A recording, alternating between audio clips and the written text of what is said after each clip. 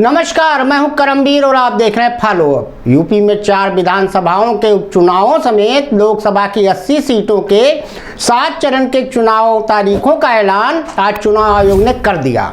एक तरफ जहां चुनाव आयोग मतदान और मतगणना की तारीखों के ऐलान के साथ ही देश भर में आदर्श चुनाव संहिता का ऐलान कर रहा था, वहीं दूसरी ओर भाजपा समेत सपा, कांग्रेस, विभिन्न पार्टियों ने अभी तक ज्यादातर सीटों पर अपने उम्मीदवार तक घोषित नहीं किए हैं। मतलब साफ है कि पार्टियां सुस्त और आयोग चुस्त दुरुस्त। बात अगर पार्टी विद डिफरेंस का गाना गाते हुए अब की बार 400 पार का नारा लगाने वाली भाजपा की करें तो उसके घर को आग घर के चिरागों से ही लगी पड़ी है। यही वजह है कि यूपी की कई महत्वपूर्ण सीटों और कई बड़े चेहरों के टिकट और सीट का फैसला लखनऊ से दिल्ली के बीच झूल रहा है। बात अगर चर्चित चेहरों और सीटों की करें तो सबसे ज्यादा चर्चा, पर्चा और खर्चा करने वाले नामों में कैसरगंज से सांसद बृजभूषण शरण सिंह, मेनका गांधी, उनके पुत्र वरुण गांधी, मछली शहर से 2019 का लोकसभा चुनाव महज 181 वोटों से जीतने वाले बीपी सरोज, कानपुर के सदेव पचौरी, देवरिया से रमापति राम त्रिपाठी, बाराबंकी से वीडियो वायरल होने के बाद सांसद उपेश सिंह रावत की सीट पर अभी तक कोई निर्णय नहीं हो पाया है। इसकी एक वजह यह भी बताई जा रही है कि कुछ सीटों पर एक अनार और 100 बीमार वाली कहावत चल रही है। तो दूसरी तरफ पार्टी को यह भी खतरा है कि जिन लोगों का टिकट काटा जाएगा वो चुनाव के दौरान कहीं भीतरघात न कर दें, जिसकी उम्मीद पूरी तरह है।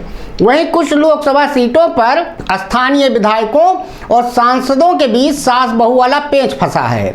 अगर ऐसा बना रहा तो भाजपा का 400 पार वाला सपना दिल के अरमा आंसुओं में बह गए जैसा होगा। इलेक्टोरल बांड के तीरों से पहले ही घायल हो रही भाजपा के लिए यह कोड़ में खाज का काम ही करेगा। आज फॉलोअप में हम बृजभूषण सिंह से लेकर मेनका और वरुण सरीखे उन चेहरों की बात करेंगे जिन्होंने हकीकत में आला कमान सहित अपने मोदी सर अमित शाह के माथे पर एसी रूम के टेम्परेचर में भी पसीना ला दिया है। वहीं दूसरी तरफ इस सबसे बेखबर बने मस्त सीएम योगी गोरखपुर से ही छुट्टियों में अपना काम धाम निपटा रहे हैं।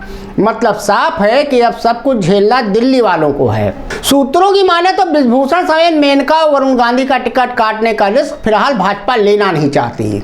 इसलिए उम्मीद यही है कि ऐसे विवादास्पद सीटों पर टिकटों की घोषणा जितना लटकाया जा सके उतना बेहतर मानकर इन्हें होल्ड पर रखने की कोशिश की जा रही है, क्योंकि ये वो चेहरे हैं जिनका असर आसपास की सीटों पर भी होना तय है। इसी तरह से जौनपुर से सटी मछली शहर सीट भी बीजेपी के लिए बवाले जान साबित हो रही है। इस सुरक्षित सीट से भाजपा के बीपी सरोज सांसद हैं जिन्होंने 2019 का चुनाव महज 181 वोटों से जीता था। उनका टिकट इस बार कटना तकरीबन तय माना जा रहा है। ऐसे में इस सीट से जौनपुर के केराकत से 2017 में भाजपा से ही विधायक रहे दिनेश चौधरी भी लखनऊ से दिल्ली तक अपने तमाम सूत्रों का सहारा ले रहे हैं। मछली शहर से ही पूर्व सांसद रहे और हाल ही में एमएलसी का कार्यकाल पूरा कर चुके विद्यासागर सोनकर भी टिकट के लिए लगे हैं। सोनकर प्रदेश संगठन में महामंत्री भी रह चुके हैं। इसके साथ ही सोनकर सुनील बंसल के भी खास रहे हैं। वहीं बात अगर गांधी परिवार की विरासत से निकलकर भाजपा की सियासत करने वाले मां बेटे मेनका गांधी और वरुण गांधी की करें तो पीलीभीत बहेड़ी लोकसभा सीट, जिसे वरुण गांधी और मेनका गांधी का गढ़ भी कहा जाता है, यहां से 40 सालों से मेनका गांधी सियासत करती आई हैं। वो 6 बार और उनके बेटे वरुण गांधी मौजूदा समय से भाजपा से दूसरी बार सांसद हैं। इस बार वरुण गांधी का टिकट कटने की चर्चा हो रही थी, लेकिन अब उन्हें लेकर भाजपा नेताओं के सुर बदले नजर आ रहे हैं। भाजपा सांसद वरुण गांधी पार्टी लाइन से अलग बयानों को लेकर काफी सुर्खियों में रहे हैं, जिसके बाद उनके इस बार टिकट कटने का कयास लग रहा था, लेकिन अब हालात बदले दिख रहे हैं। वरुण हाल में पीएम मोदी सर के रेलवे डेवलपमेंट कार्यक्रम में भी शामिल हुए और उन्होंने मोदी सर की तारीफ भी की। इन दिनों बीजेपी नेताओं का भी उनके प्रति रुख नरम हो गया है। वरुण गांधी से दूरी बनाने वाले भाजपा के जिला अध्यक्ष समेत कई बड़े नेता फिर उनके साथ दिख रहे हैं। यही नहीं, सदर सीट से विधायक और संजय सिंह गंगवार के तेवर भी ठंडे हो गए हैं। पिछले दिनों उनके जन्मदिन पर भाजपा कार्यकर्ताओं ने कमल के फूल के साथ उनका जन्मदिन मनाया। सूत्रों के मुताबिक क्षेत्र में वरुण मेनका गांधी की जबरदस्त पकड़ है, जिसकी वजह से उनके आगे किसी भाजपाई की नहीं चली। पीलीभीत में मेनका गांधी हो या वरुण गांधी, दोनों ने यहाँ भाजपा भाजपा को मजबूती दी है। कई स्थानीय नेताओं को उन्होंने आगे बढ़ाया।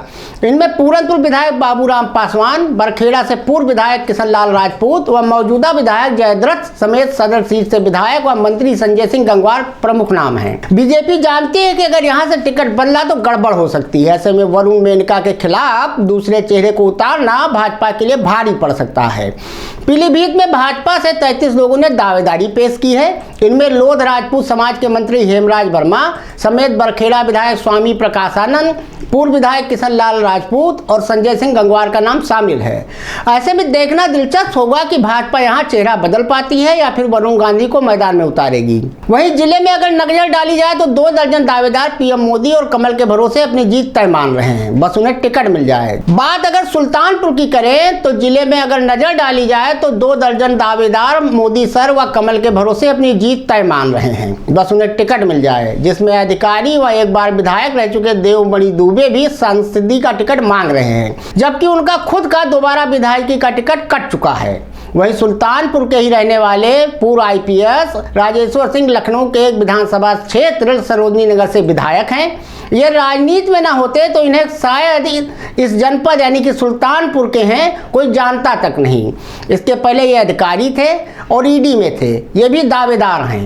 प्रेम शुक्ला राष्ट्रीय प्रवक्ता हैं, डिबेट में माहिर हैं। ये भी चांदा क्षेत्र के रहने वाले हैं। टिकट की लाइन में ये भी लगे हुए हैं। सीताराम वर्मा 2 बार से लगातार विधायक हैं, इसलिए टिकट उनको भी चाहिए। राजप्रसाद उपाध्याय निषाद पार्टी और भाजपा के संयुक्त प्रत्याशी थे और विधायक हैं।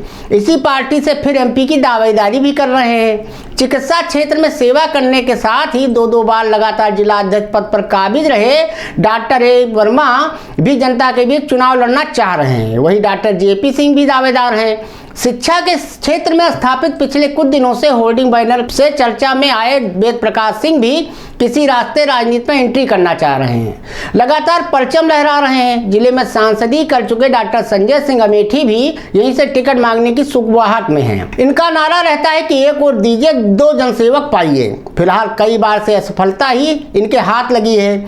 अभी भाजपा के पक्ष में क्रॉस वोटिंग करने वाले सपा विधायक मनोज पांडे रायबरेली को यहाँ से टिकट मिलने की चर्चा सोशल मीडिया पर रही। फिलहाल बहुत से ऐसे दावेदार हैं जो आज तक प्रधानी तो दूर गांव की सदस्य और नगर में सभासद तक भी कभी नहीं बन पाए हैं। फिर भी दिव्य सबने वो देख जरूर रहे से चिल्ली की तरह। वैसे जब चुनाव आता है तो ऐसे लोग ही बरसाती मेढक की तरह दिखाई देते हैं। इन लोगों को चुनाव पहले व बाद में जनता से कोई लेना देना नहीं होता। बात अगर ब्रिजभूषण शरण सिंह की करें तो कैसरगंज से उनका टिकट तकरीबन पक्का है। सूत्रों की माने तो अमित शाह से उनकी बात हो चुकी है। ब्रिजभूषण सिंह कैसरगंज समेत बलरामपुर, जो कि अब श्रावस्ती लोकसभा सीट हो गई है, और गोंडा से भी सांसद रह चुके हैं और ये सीटें भाजपा के लिए खासा अहमियत रखती हैं। श्रावस्ती सीट से अपने मोदी सर के अनमोल रतन, पूर्व नौकरशाह नृपेंद्र मिश्रा के सुपुत्र पूर्व आईपीएस साकेत मिश्रा चुनाव लड़ रहे हैं, जिनके जीतने के लिए ब्रिजभूषण शरण सिंह के साथ और सहयोग की जरूरत भाजपा के लिए बेहद जरूरी है। ऐसे में ब्रिजभूषण शरण सिंह के नाम पर भाजपा कोई रिस्क नहीं ले सकती। बात अगर सपा की करें तो सपा बीजेपी के टिकटों और चेहरों की धार देख रही है। सपा को उम्मीद है कि टिकट कटने से भाजपा में भगदड़ मचना तय है, तब सपा अपने बचे टिकटों का पत्ता खोलेगी। सपा ने इसीलिए अभी तक कैसरगंज समेत श्रावस्ती समेत कई सीटों पर अभी प्रत्याशी तय नहीं किए हैं। बात अगर कांग्रेस की करें तो कांग्रेस का बीते 1 दशक से राहु काल चल रहा है। ब्रह्मांड का कोई देवी देवता, पीर फकीर, ओझा तांत्रिक कांग्रेस को संजीवनी फिलहाल तो देता दिख नहीं रहा। ना ही पार्टी को कमांड करने वाला कोई नेतृत्व ही है। राहुल गांधी को यात्रा से फुर्सत है नहीं और यूपी में कांग्रेस के पास संगठन के नाम पर एक गांव में 10 लोग भी मिलना मुंगेरी लाल के सपनों से ज्यादा कुछ नहीं है। तो कुल मिला के आप होली के रंग के साथ चुनावी वादों का मजा लीजिए। अभी तो तू मैं गाली गलौज से लेकर राम रहीम पर हंगामा बाकी है। इस सब के बीच अब सरकार से ज्यादा ताकतवर प्रशासन हो गया है, उससे बच के रहिए। सरदर्दी प्रशासन के लिए भी कम नहीं है। आज शाम से ही जिला अधिकारी हर जिले में खंभों पर, टेलीफोन लाइनों पर, तारों पर लगी होर्डिंगों को उतरवाने में जुट गए हैं और वो जुटे रहेंगे। अभी दारू पकड़ी जाएगी, रुपया पकड़ा जाएगा, असलहा पकड़ा जाएगा। अभी तो खेल तमाशा शुरू हुआ है। आगे आगे देखिए होता है क्या। धन्यवाद।